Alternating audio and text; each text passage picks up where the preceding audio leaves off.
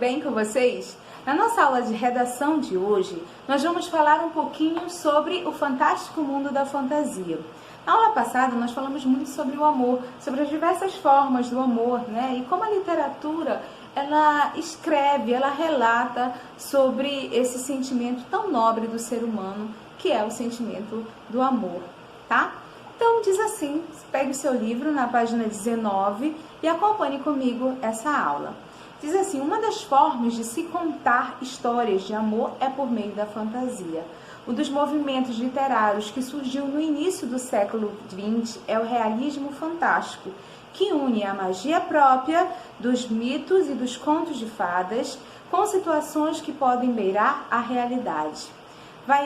Se você vai ler um conto fantástico, cujos personagens podem ser mágicos, míticos, misteriosos, e os fatos estão envoltos de um sobrenatural de estranhamento.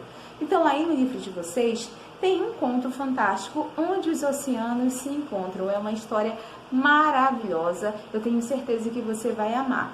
Peço que você leia com muito carinho e somente depois de fazer essa leitura, eu quero que você assista a esse vídeo, tá bom? Porque o que nós vamos ver agora é a estrutura do enredo. Vocês sabem o que é o enredo? O enredo é a história em si, né? Mas essa história, ela não pode ser escrita assim, né, sem nenhum parâmetro. Então, nós vamos estudar agora a estrutura. Então, um bom enredo, uma boa história, ela tem uma estrutura de início, meio e fim. E é o que nós vamos conhecer agora, tá? Então, diz assim, a primeira parte de um enredo é a introdução.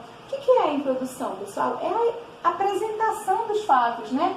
A apresentação dos personagens, os fatos iniciais, e muitas vezes também é colocado lá na introdução o espaço e o tempo. Vocês sabem, como uma boa narrativa, o enredo faz parte, né, que é uma das partes da narrativa. Então, como toda história, para ser bem contada, ela tem que ter personagem bem definido, tempo, espaço, tá? E também os fatos iniciais, né? Os fatos que vão desencadear toda aquela história. Então, tudo isso você vai encontrar lá na introdução, nas primeiras linhas do seu texto, é que vão já te dar um norte do que vem pela frente, né? Ali já é um aperitivo do que você vai encontrar mais na frente, fazendo uma leitura mais atenciosa, tá bom? Uma outra parte da estrutura, gente, deixa eu ver se eu consigo passar aqui esse slide, tá travando demais, né? É a complicação. Quando é que acontece a complicação? É quando no enredo se quebra a tranquilidade da narrativa e se instaura um conflito. Então, se vocês forem perceber, uma narrativa é como se fosse uma novela. Vamos acompanhar aqui, né? Como se fosse uma novela. Novela tá tudo muito bem, tá tudo maravilhoso, tudo acontecendo a mil maravilhas. De repente acontece um fato ali que desencadeia uma briga, uma confusão. Aquilo é o que nós chamamos de complicação, quer dizer, é quando a paz se quebra e o conflito se instaura, né? É a partir daí que começa a ficar emocionante. A mesma coisa acontece com a história, tá? No momento que há a complicação, é o momento mais interessante da história, com certeza. Depois vem o clímax. O clímax é o momento de maior tensão, quando o conflito atinge o grau máximo. É o ponto culminante e decisivo do enredo. É naquele momento que você pensa, né, a respeito de um personagem lá, você está torcendo por aquele personagem, fazendo a leitura e de repente, uau, será o que vai acontecer? Tá? Então, aquele momento de tensão pura, que até você fica nervoso de saber o final daquela história, nós chamamos de clímax, tá bom? Depois tem a resolução do conflito. Geralmente se encontra uma solução para o problema. É o momento que você respira aliviado.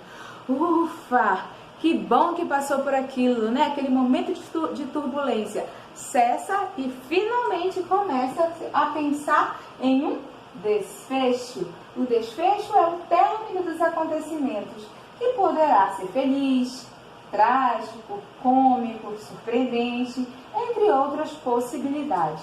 Tá certo, pessoal? O conto fantástico é um subgênero de contos que faz parte das narrativas ficcionais fantásticas. nas quais os textos são pautados em situações ilógicas e irreais, marcadas pelo absurdo ou em ações e acontecimentos extraordinários. Algumas características das narrativas fantásticas são: presença de personagens que podem ser monstros, fantasmas, seres invisíveis, mágicos, mitológicos ou folclóricos, entre outros, e realidade ilógica, composta de elementos maravilhosos, imaginários, extraordinários, bem como a presença de magias e poderes sobrenaturais. Tá? Então essas são as características. E também um certo estranhamento provocado no leitor por meio da ruptura entre a realidade e ficção. Então, quando você vai ler um conto fantástico, você vai encontrar muita coisa, como o próprio nome diz, fantástica, sobrenatural, né? Que você vai pensar, será que existe mesmo? Será que isso aqui não é balela? Então, na maioria das vezes, gente, é uma história fictícia, mas envolvente, tá bom? Não deixem de ler contos fantásticos. Tem muitos aí na internet, você pode, já que você está nesse momento, né, tão interligado aí a essa parte com a internet, então aproveita para fazer uma pesquisa que vai ser bem interessante para você, viu? Uma das figuras, né, de linguagem presente nessa questão desse gênero textual é a sinestesia. Gente, o que é essa sinestesia? É uma relação que se estabelece entre planos sensoriais diferentes: tato, audição, olfato, paladar e visão. Tá? Então, na verdade, é uma mistura.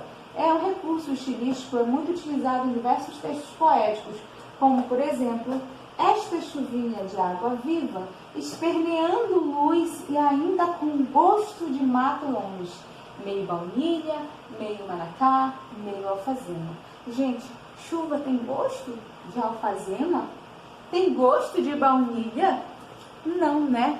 Então, na verdade, o que está acontecendo aí? É uma sinestesia, uma mistura de sentimentos, tá bom? Então, é isso. Nossa aula foi bem rapidinho, espero que vocês tenham entendido e gostado. A gente vai falar mais sobre isso na nossa aula online, tá bom? Não deixem de comparecer às aulas online. Eu aguardo vocês. Um super beijo e até a próxima. Tchau, tchau!